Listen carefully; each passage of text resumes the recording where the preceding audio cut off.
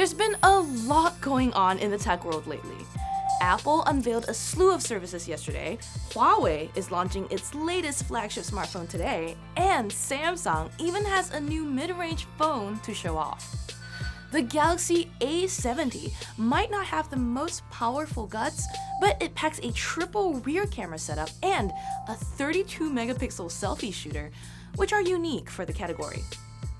The main camera on the back is also 32 megapixels with a pretty large f1.7 aperture. It's accompanied by an ultra-wide lens as well as a depth sensor, presumably for portrait effects. We haven't been able to compare the cameras here to other phones, but as a reminder, the Galaxy S10 has a pair of 12 megapixel sensors and a 16 megapixel ultra-wide option that has a 123-degree field of view. The A70 is the largest in the A series yet.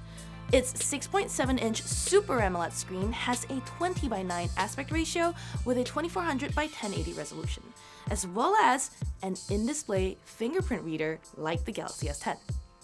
We don't know yet whether this is the same ultrasonic sensor as on the flagships though. There's also a tiny cutout in the center of the top edge that Samsung is calling the Infinity U notch. Under the hood, the A70 packs an unnamed octa-core processor with 6 or 8 gigs of RAM and 128 gigs of storage. You can expand that via a micro SD card slot by up to 512 gigs. Samsung also equipped the phone with a generous 4500 mAh battery, which should charge back up pretty quickly thanks to 25-watt fast charge support. The A70 will be the first Samsung phone capable of this.